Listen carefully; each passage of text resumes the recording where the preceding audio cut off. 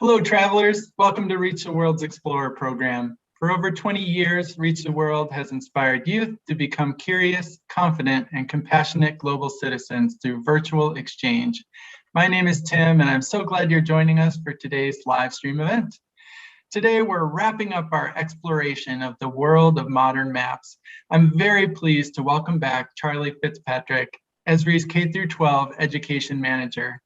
Our virtual exchange began with Charlie, and as we look back on what we've learned over the past several weeks, Charlie's going to join us again to talk about that journey and share some ways that you can try your hand at map making and making modern maps. I want to give a special welcome to the teachers and students who are joining us live today. Please feel free to use the YouTube chat bar to let us know you're here, where you're joining from, and of course to share any questions you have for Charlie as we go. We'll get to as many questions as we can in the next 30 minutes. All right, it's time to once again explore the world of modern mapping. Charlie, welcome back to Reach the World. Hey, thanks very much. Hello, everybody. It's great to have you back. We are now at the end of our virtual exchange together. Time has flown by, but we have covered so much ground, and I want to just sort of reflect back on the ground we've covered and give you a chance to add anything you wanted to add. We started several weeks ago with your great introduction to what maps are, how we use maps, why maps matter, a very high-level overview of maps in general. And since then, we've gotten much more specific by meeting and talking to your colleagues. So first of all, I want to reflect back on my conversation with Clinton Johnson. We had such a great talk about how he uses his map to achieve very noble goals, racial equity, righting some wrongs of the past. What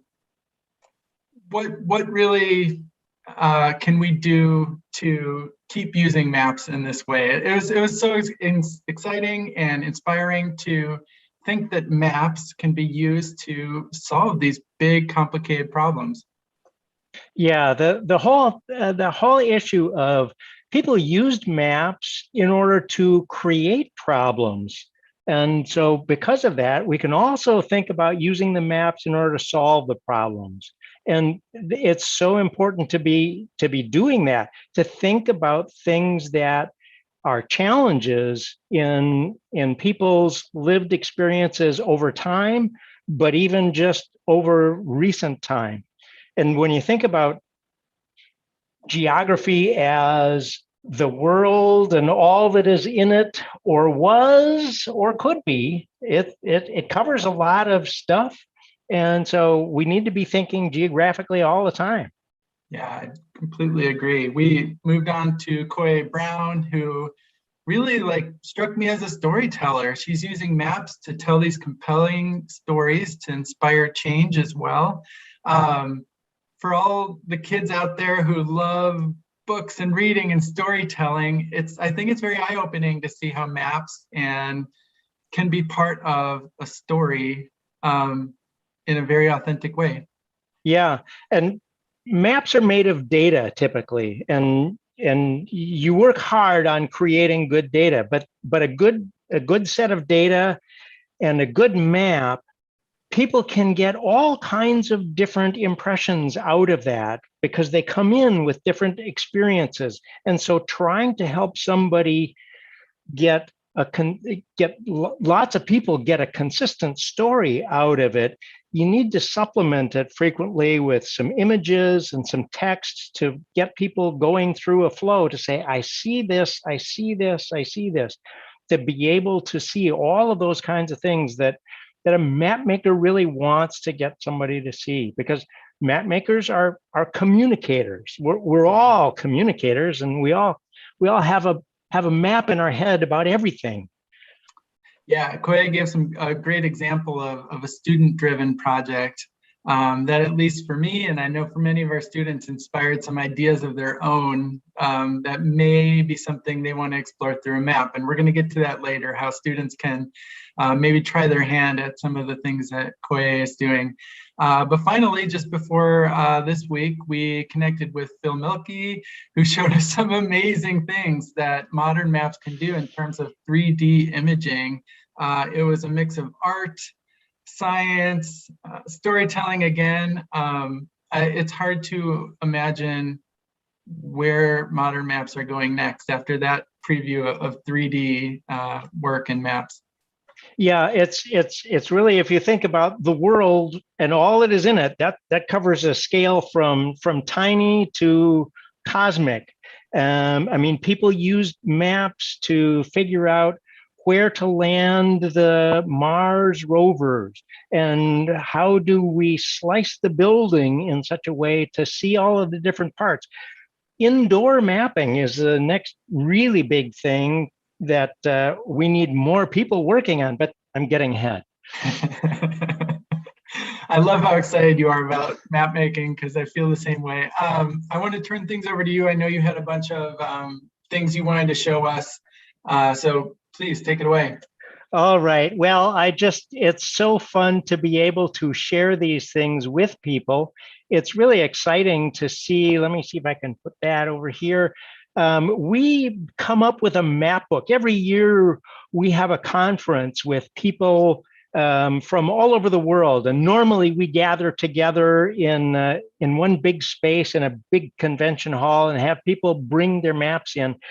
Last year and this year it's virtual, so that's a little bit more difficult, but we still ask people to send in images. And so we have a map book made of images that people make in their jobs. And when you think about what are their jobs here, I can filter this according to business or conservation or government or natural resources, humanitarian affairs.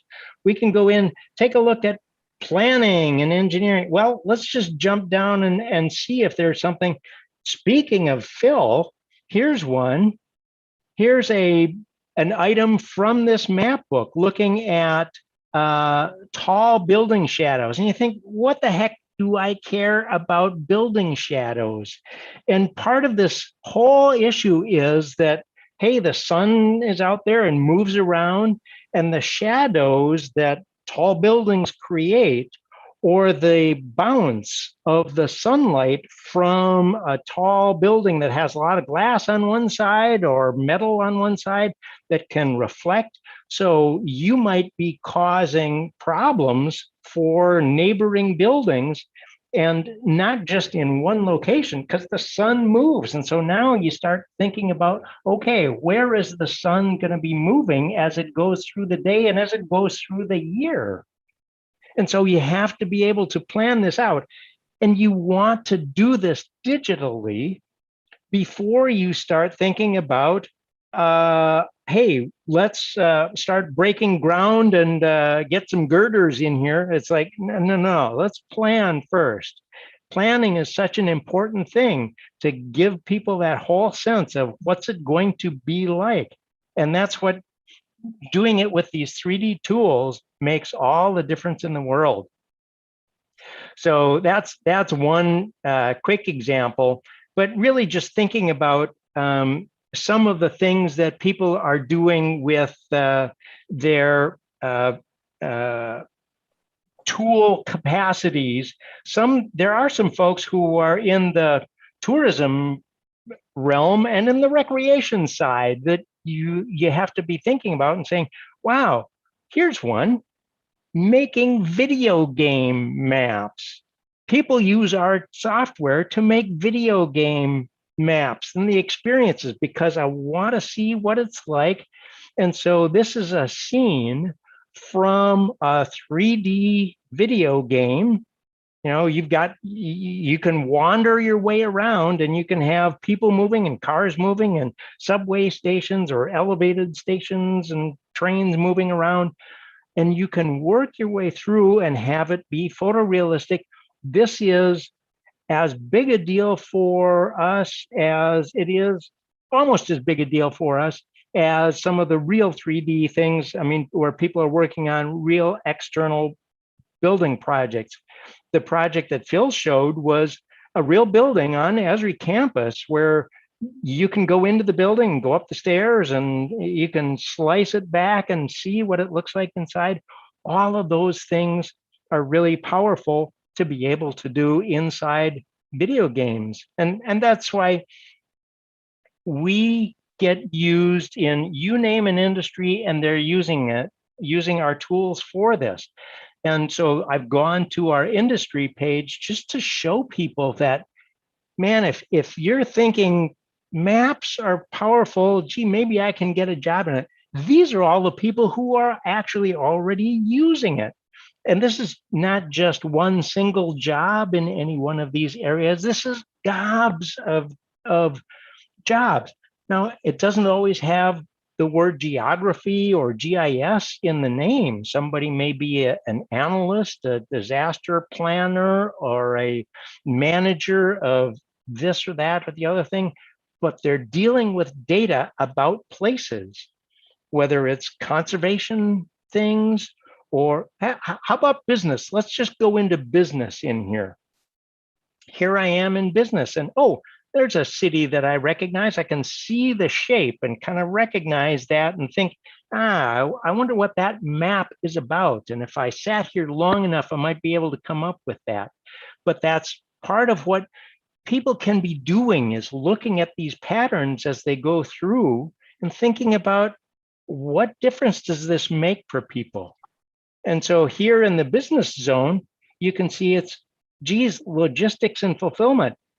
People who are shipping things, anybody who is shipping stuff needs to be thinking about, where's the stuff coming from? And we've got it in these warehouses, and where's it going to? And how do we make sure that it's going in an efficient way, as efficient as possible, to keep the price as low as possible?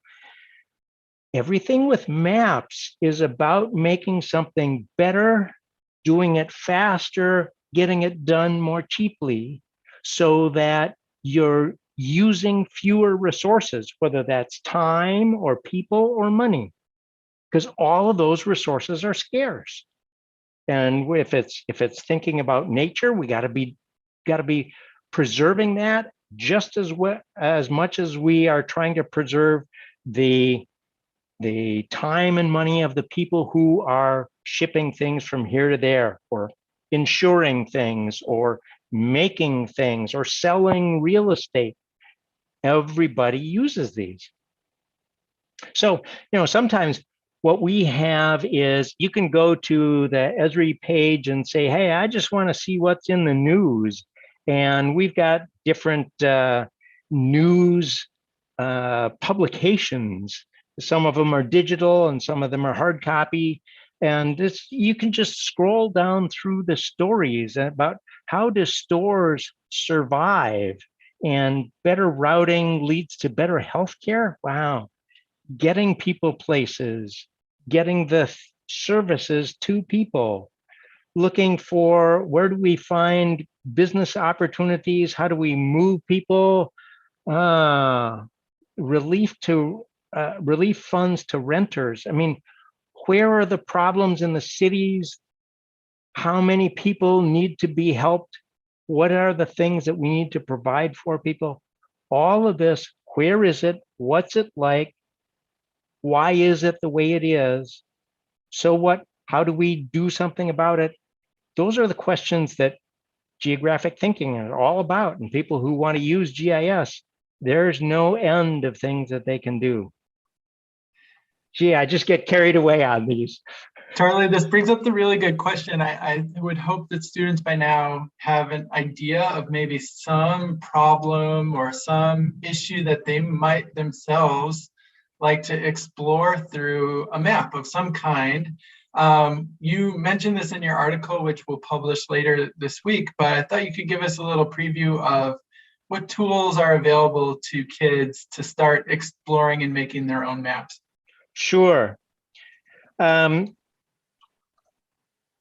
not even logged in right now. So it says I can sign in, and anybody can go to just make a map at arcgis.com. Now, we've created a whole series of things for people to play with. Here I can play with a 2D map. I can add some layers. I can explore some content. I can swap the base map. So the base map, of course, is just the different backgrounds against which you'll be showing some things. And these are all live interactive maps so that you get to see not just your own backyard, but the whole world if you want to, and see what it looks like if you're looking at the oceans carefully. But sometimes people want to play with things not in a 2D experience, but in a 3D experience. And sometimes they don't want to get into building things. Let me just close that little window. Sometimes what people want to do is to work with things in 3D and just use it as a reference tool. So we've got a little app that's just Digiglobe, arcgis/Digiglobe, tiny little app that I built.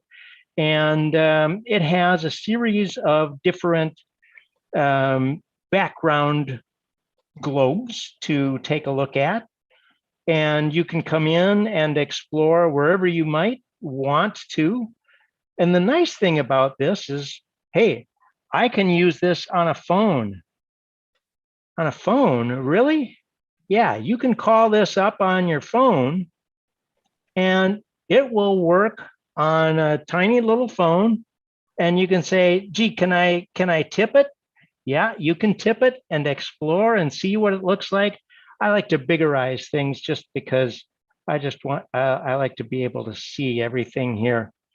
And the whole notion is that if you said, hey, I just want to see these places and explore some of them, how do I find a place? Well, like some of the places that people might be thinking about, sort of like Mount Everest. How do I do that? Let me see. Let me get. And if I mess something up, how do I get back to ground zero? Let me just say I'm going to refresh it, and it comes back. This is the magic of all of these things, all these digital tools. Hey, all right. So I mentioned Mount Everest. Let's just go look for, Everest, Everest, in Nepal. And so we're going to go over to Nepal, and I've got sort of a children's background map here. So I'm going to try to swap it. Oh, okay, there we've got it. Boy, it looks pretty flat here. So there's a little dot. Let's keep track of that dot. And it looks flat because we're seeing it from overhead. So let's just tip it.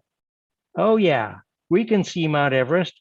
Gee, I wonder what it looks like if we turn on some of those other base maps here, like one of that realistic ones here, the imagery base map.